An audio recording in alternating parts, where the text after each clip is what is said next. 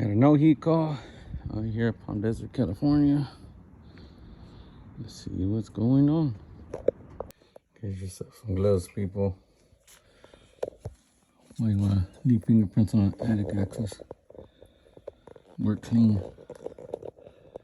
Okay, everything seems fine. Let's hit this button. It'll be an last error.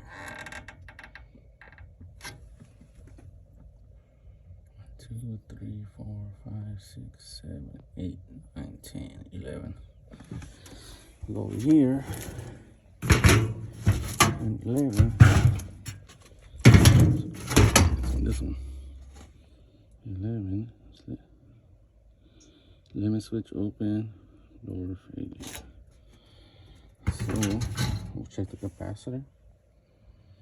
And then we'll check the blower. Yep, after inspecting, check the capacitor was good. Circuit board sending signal for motor to turn on. Wasn't turning on. So now,